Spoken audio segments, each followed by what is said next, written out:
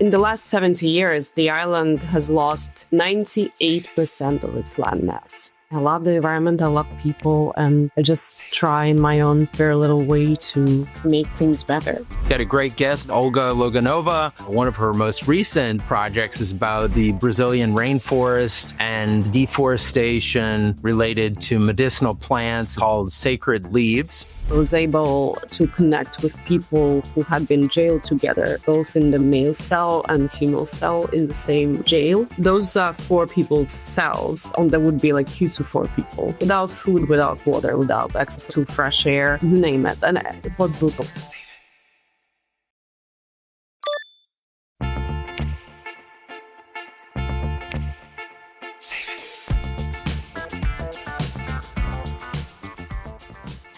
You're listening to A Climate Change. This is Matern, your host. Got a great guest on the program, Olga Loginova. Olga has got a really interesting career as a documentarian. She's done a lot of different work. One of her most recent projects is about the Brazilian rainforest and the deforestation related to medicinal plants. It's called Sacred Leaves. I believe it's in post-production. And she's also done documentaries on COVID and all kinds of other things we're going to talk to her about. She has a master's from Columbia University in environmental reporting, science and health, as well as master's in broadcast cinematic arts from Central Michigan University. So welcome to the program, Olga. Thank you for having me. Hi, Matt. Very nice to meet you, and a pleasure to be on the podcast. Thank you. So tell us a little bit about your background and what led you to the environmental space. Well, I'm, as you can hear from my accent and my name, I'm Eastern European. I'm an immigrant, or Generation Zero immigrant, and I am originally from Belarus, where I also started my career as a journalist and documentary filmmaker. I made 2 short-to-be documentaries before I moved to the States for grad school. But one of the, someone told me recently that their first memory was that of Chernobyl. For me, it was not the first memory, but it was definitely an experience that has transformed the lives of every single person in my country and beyond. And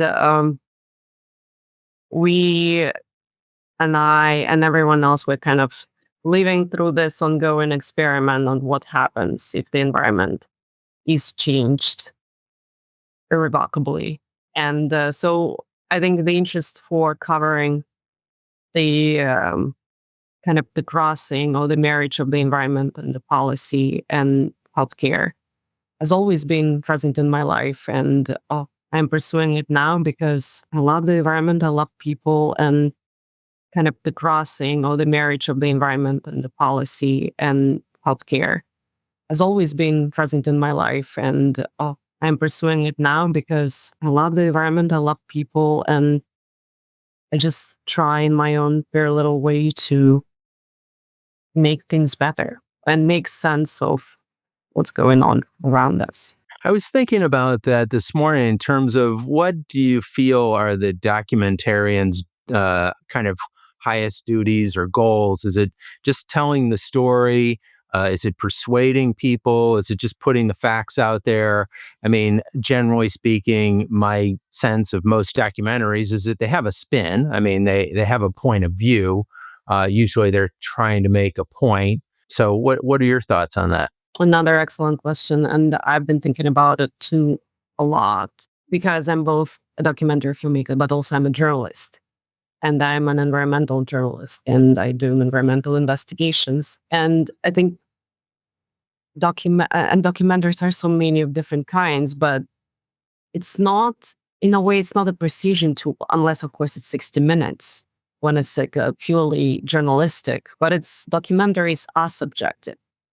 And which you said, there's always a spin. It's a subjective perception of a world or situation through the eyes of an artist.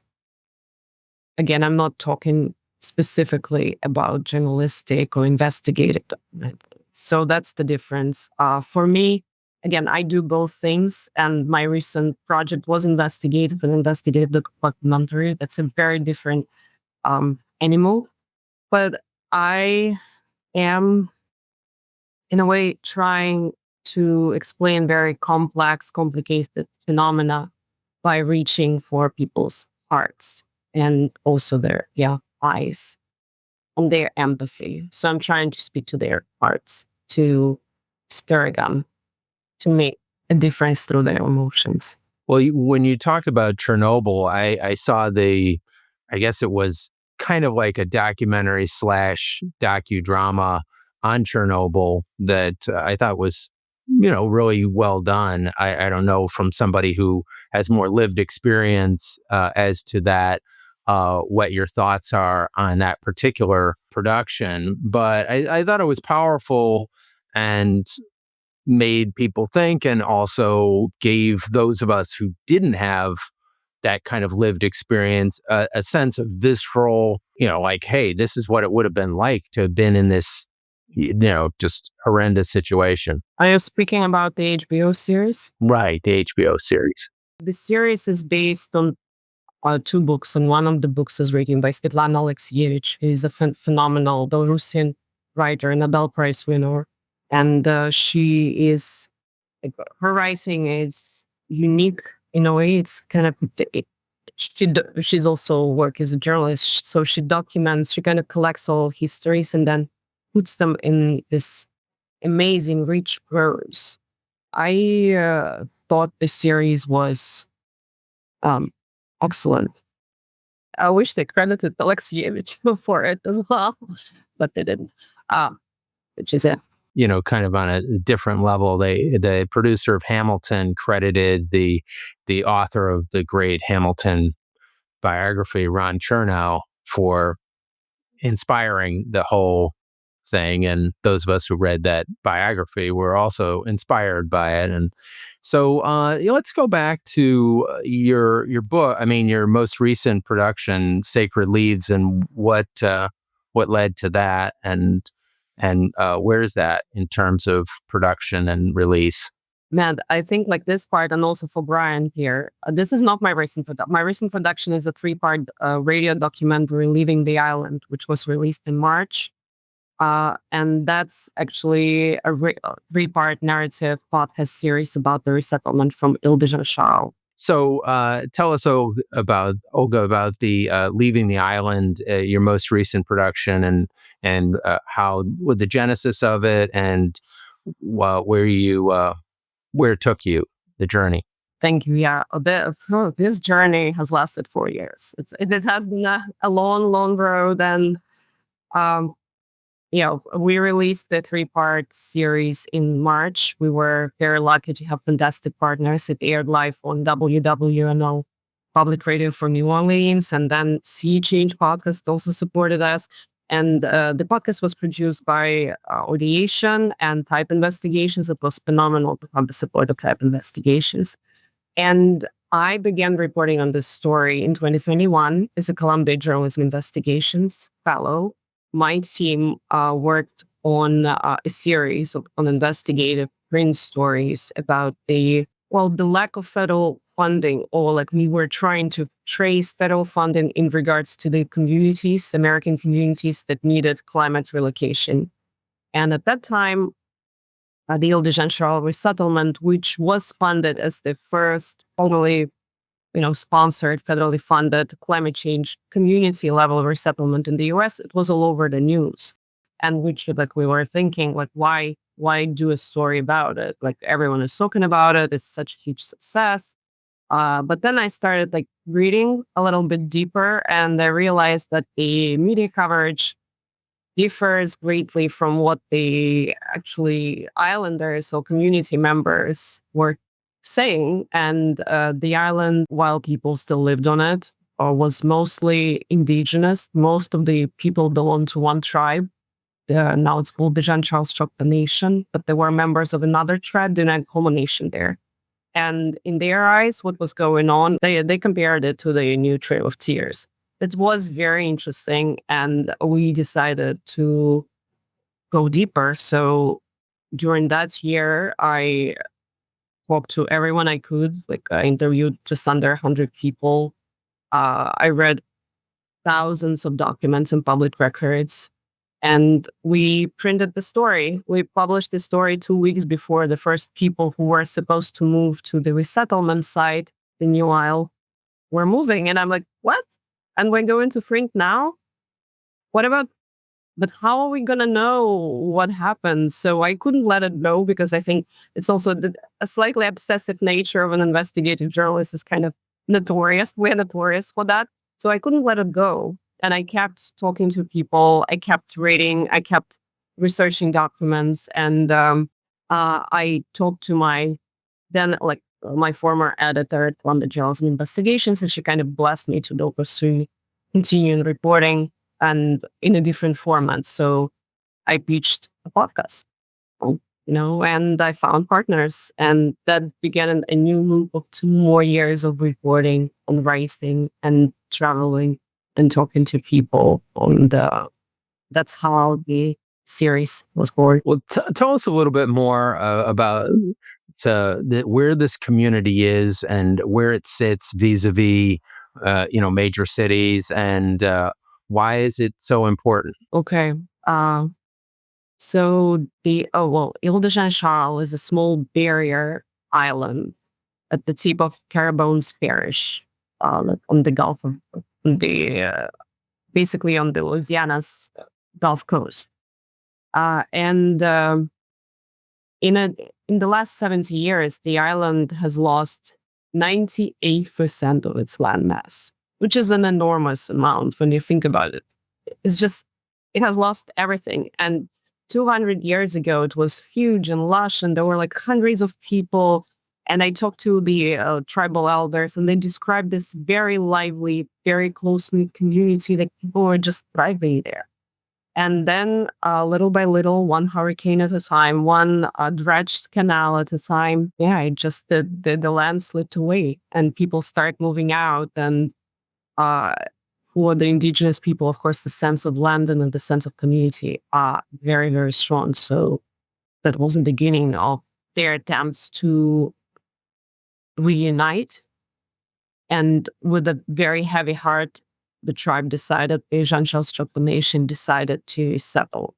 And so they've been trying to do that. They have been trying to do it for over 2 decades before this opportunity for this particular federal grant through National Disaster Resilience competition came about in 2015. And in 2016, the state of Louisiana received the grant, almost $50 million grant to resettle the island residents. And you asked me how far it is from major cities. It's about 90 minutes from New Orleans.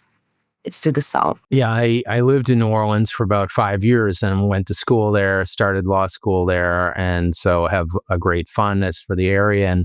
And kind of my interest in environmental law kind of came out while in law school reading a Wall Street Journal articles about the oil industry in Louisiana, dredging these canals and allowing the infiltration of waters into these areas, and the degradation of these islands and the loss of landmass, which I think was like ridiculous amounts, like 40 square miles a year or something crazy. Yeah, it's kind of fascinating, the cultural loss too, because a lot of people don't know that the indigenous folks had quite a bit of interaction with the French and other populations, and contributed to the culture. And I think like sassafras and spices, and the New Orleans cuisine is related to Native American culture, and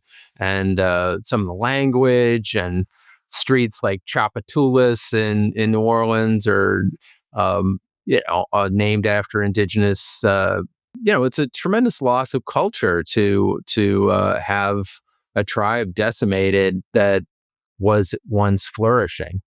Besides the environmental loss, which is gargantuan as well. Yeah, I cannot but agree with you. Well, It's complicated. Also, the tribes living on the island were not federally recognized. Both tribes are state recognized, which made the whole interaction between between the state and the tribes more difficult. And they were, in the end, people moved. In 2022, in August 2022, families from the island began to move. And I think the major kind of push was over in the winter. And now there are over 37, I would say, households from the Ile de Jean on the new isle. But yeah, it's a big question what's going to happen to the proverbial community. And I think, I don't know if we can answer it in the next years. It's very hard. I would say it's very sad. But also, I was talking to an anthropologist, Anthony Oliver Smith, and he said that, like, kind of it was the positive, optimistic note. We basically need to see the communities sometimes they do reconstitute themselves. We just don't know. So we can't just say, oh, it's a complete failure or it's a success. At this point, it's too early to tell. And of course, there's very little patience in the media, but also in the society for like this slow burns of projects. Yeah, maybe in 100 to 200 years, we'll be able to give it a better assessment as to whether it worked. Well, anthropologists say 2 generations need to pass to see if communities survive the settlement, and very few do. That is unfortunate. So, where does that take you next? What are some of the other projects that you're working on? That's a great question with a very loaded answer. So, on the meta level, I'm trying to figure out how to find funding for season 2 of the podcast, which is not an easy task in today's climate. I continue reporting on environmental issues and environmental justice as a journalist, but also I'm working on another short documentary right now that's about the effect of climate change on the waves. It's both the science documentary, but also this social science documentary. I'm trying to figure out what happens to the joy of surfing in one particular community in New York. What might happen if surfing goes away because waves change because of climate change. And of course, I also want to know what happens to a coastline. It's a passion project. And I'm a beginner surfer and I love surfing. So that was my own personal question that I'm now trying to answer through my medium. And as you mentioned before, I am in post-production on my documentary that I now filmed a few years ago, but slow moving. It's Sacred Leaves, about the deforestation of medicinal trees, 8%. And that's a very dear project to me. And of course, it's very relevant now. Deforestation still continuing, and traditional cultures still at risk. Just had a guest on the program from Project Drawdown, Dr. John Foley, and talking about deforestation and it being one of the top problems that the world is facing, and it's gotten better under Lulu in Brazil, but it still hasn't stopped. I was just down in Brazil in February, and it's such a beautiful country, and it is ginormous. You look at the map and you think, oh, it's big, but you actually get there and you look, oh, it's only an inch away. Well, that's 1,500 miles. Crazy how big that country is. So which part of Brazil were you studying mostly? I was in Pará and Amazonas. So I was based in Delhi. And also I was in Manaus, but also I traveled across Pará. So focusing on different communities in Pará. Tell us a little bit about the sacred leaves and what are these medicinal plants that can heal us. Some of it, I'm an acai bowl fancier. I don't know if that's falls into the sacred category or just California hipster food. I'm not sure. It's definitely a treat for your soul. I actually had an acai bowl yesterday as well. I started it as a grad student. That was supposed to be kind of my thesis project. Yeah, maybe it's just one of my personal convoluted ways of do things. My family is originally from Siberia, and my grandmother is from the family of herbalists. So generations of women in my family will go into the taiga collecting herbs and barks, resins and whatnot, and treating themselves, but also members of their own immediate communities. They were like in Cameroon. Now it's a city, but it was a village when she was growing up. And I always had this curiosity because, like, I'm a city girl. I was born in the capital of a different country. And yeah, I had very limited knowledge about the medicinal properties of trees in my backyard, which had none. But I had this opportunity to explore it and study a little bit of ethnobotany in grad school. And of course, Brazil was one of the key regions where the effects of deforestation of specific medicinal trees was most pronounced. I can talk about it for a long time. Like I interviewed, of course, researchers just to know what it is about. It would not be possible without the kind of the buy-in of the local communities, which I was very lucky to have. I made friends in a phenomenal woman, Gloria Gaia, who is a midwife by training, but also she's an activist. And she's a forest specialist. She went back to school for forestry and made a commitment to protect the forests of her land. And she kind of opened doors for me to many of the communities I teach it.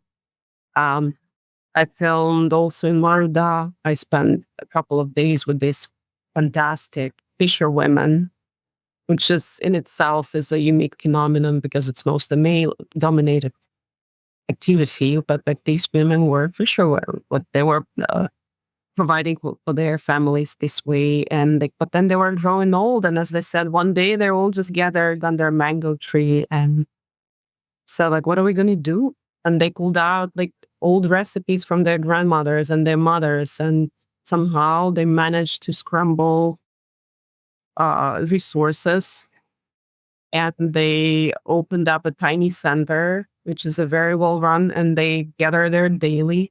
They nominate each other like every day.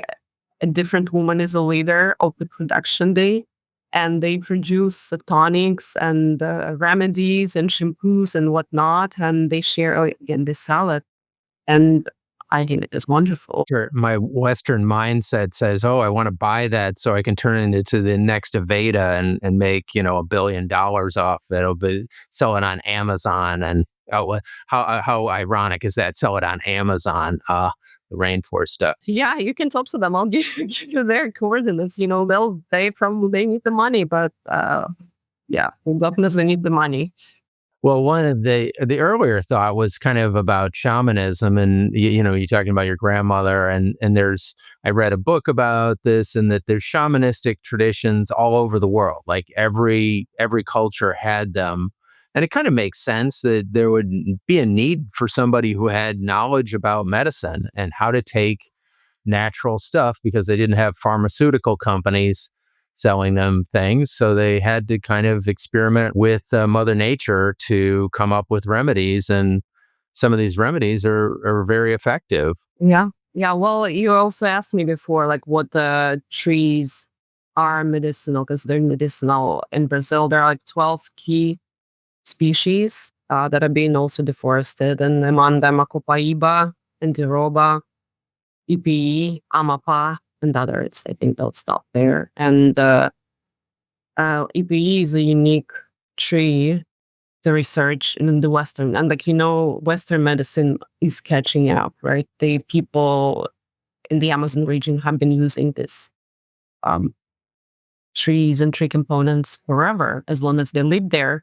But now, like, there's so much research, and also, like, when I was there were master's students who were kind of looking for evidence of potency of the herbs sold at local herbal markets, but also, of course, the global pharmaceutical complexes digging the Amazon region for next cure for AIDS and cancer. And so the APE, it has shown, evidence for being therapeutic for certain types of cancers. And APE is a very popular tree here in the United States because it's used in construction. And like when you think about it, like how it travels and what the trees that might save, like have so much more to give than just being pretty up on someone's yacht, deck of someone's yacht, or on the roof. Like, yeah, it's an interesting topic for conversation. They're not only like for curing cancer or something, they're for keeping us well. So that it's not quite as sexy as curing cancer. It's just like day-to-day use can prevent it from ever happening. And I think that's not the Western medicine mindset, which is only worry about it when it's metastasized and, it's gotten out of control, and then give you a drug. Oh yeah, it's also like trees keep us cool, right? Like rainforest is a major carbon sink, so it kind of regulates the temperature of our planet. And with like rainforest gone, we'll just steam very quickly. So what did you see in terms of hopeful signs or other signs that weren't so hopeful when you were studying the rainforest down there in Brazil? So when I was there and I was filming, I did my research here in New York. Like I talked to researchers here, but there I just went filming and talking to people and doing that part of kind of my diving deep into or to an extent that I was allowed, into the communities, traditional communities, I must say. They weren't. I filmed at the Center for Indigenous Medicine in Manaus, but otherwise, I mostly focused in traditional communities. And I also was there when Bolsonaro was president. So, and that was a very different time than what we have now. In the first year of Bolsonaro's first term, deforestation skyrocketed.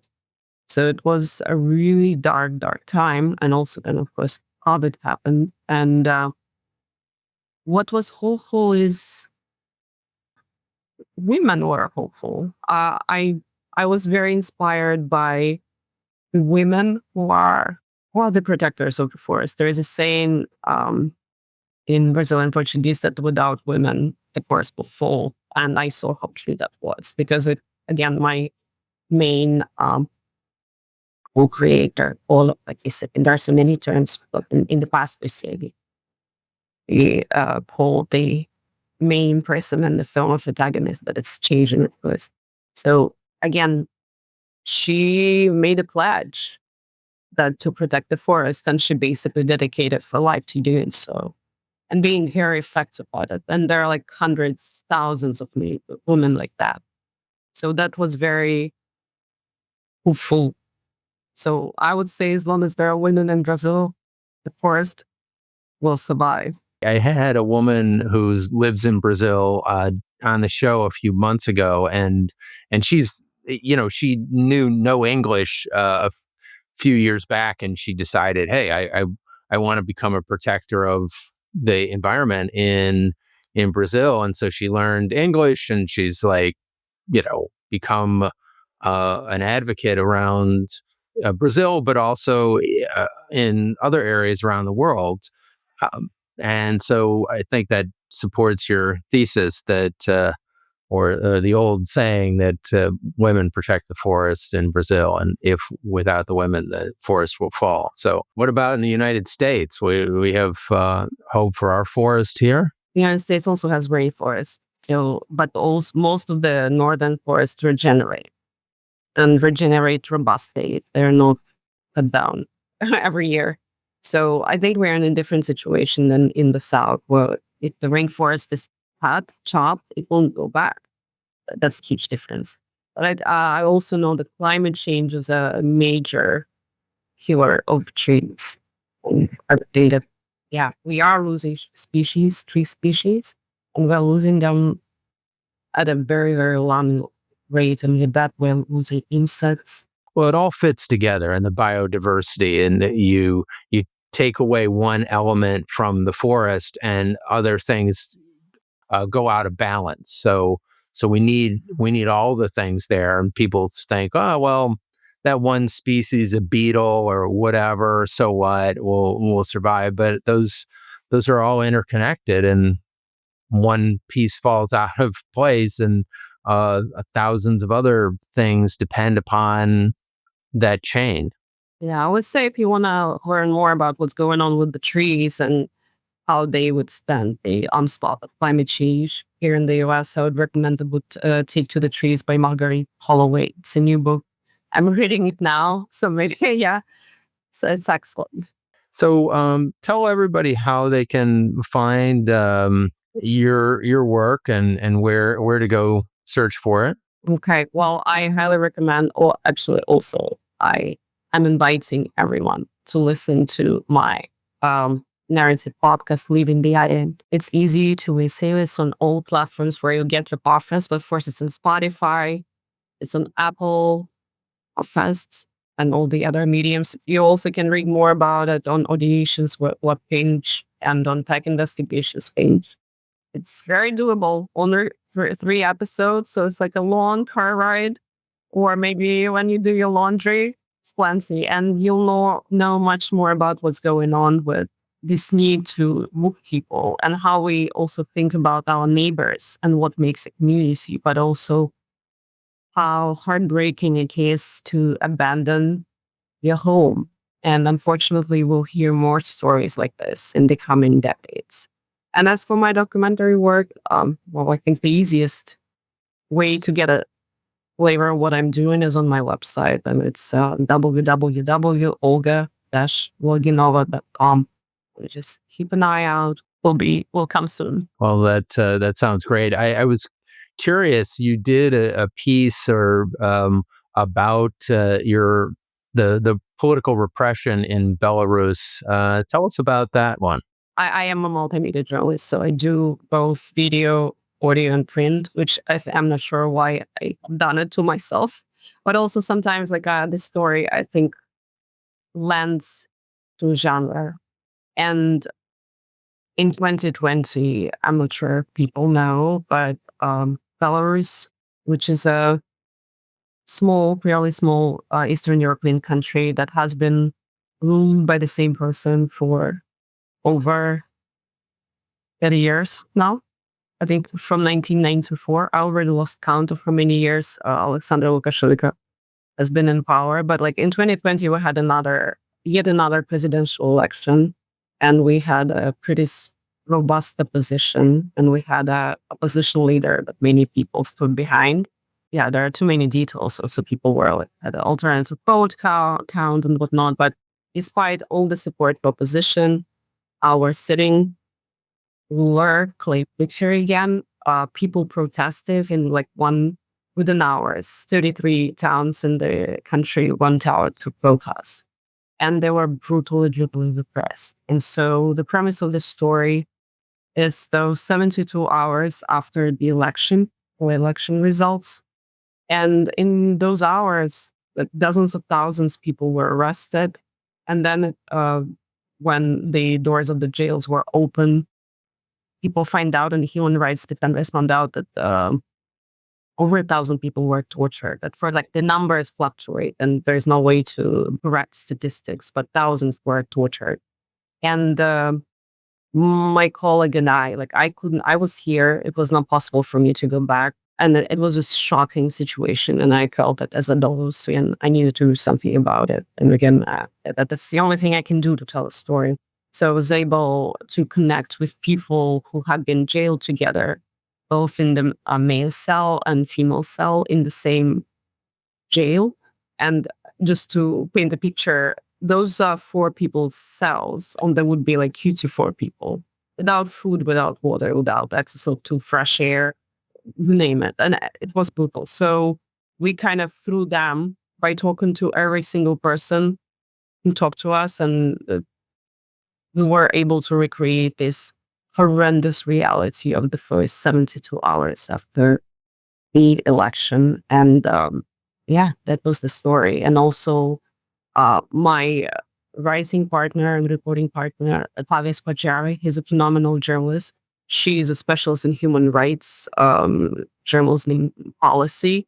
So she just dug into it and tried to answer the question why universal jurisdiction is so slow and actually toothless in prosecuting sitting dictators. A very tragic story because it seemed pretty evident that Lukashenko had lost the election at the ballot box, but just stole it afterwards with just kind of a ruthless power play.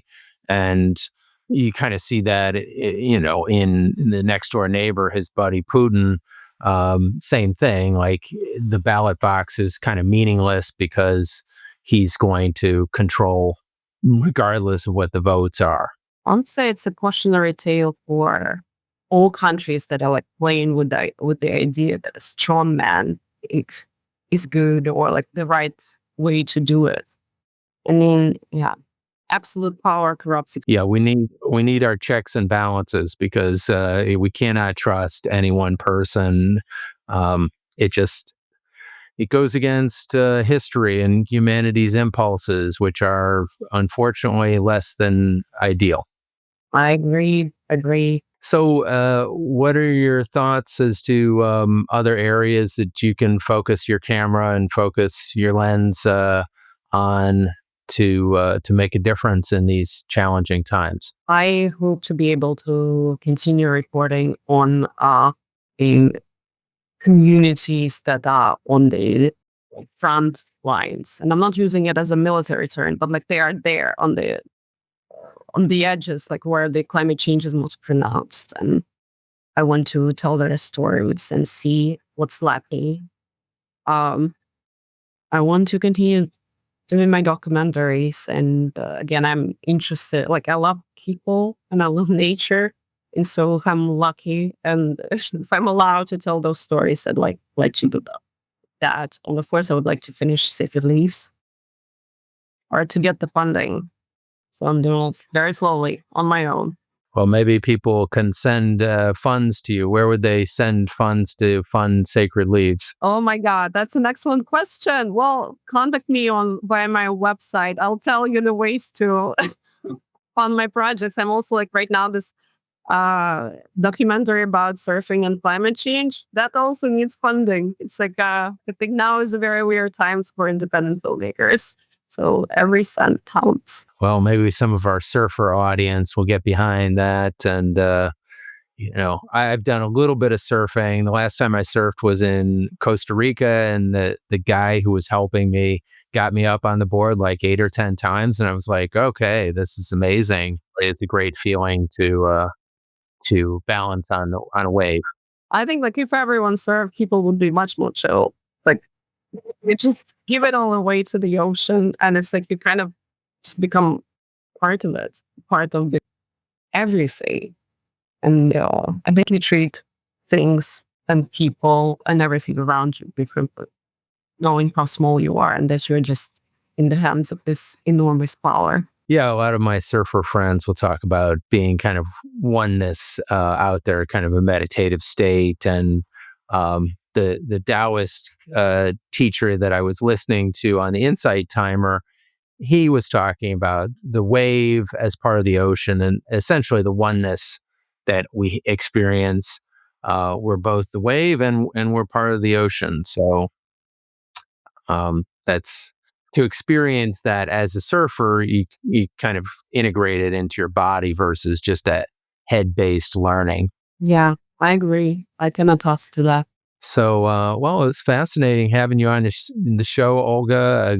Great work that you're doing. Really appreciate the work, and keep in touch. Maybe we can collaborate in some way, shape, or form. I've always been kind of fascinated about the idea of doing a documentary, but haven't kind of taken the jump into. I've interviewed a number of documentarians. I'm always fascinated by the work that they do, and I feel like those stories are so powerful and inspiring. So kudos to you for doing that work, and you kind of gave us a little sense of it's not as easy as it looks. That 90-minute film or that 2-hour film took 4 years to make. Oh my God, nothing is easy. Nothing. It's a long journey. Tests your patience and your nervous system, but also it tests you. But I think it's worth it. And Matt, if you want to make a documentary, let's make a documentary. And of course, it was a great pleasure to be on the podcast. Thank you for the wonderful, thoughtful conversation.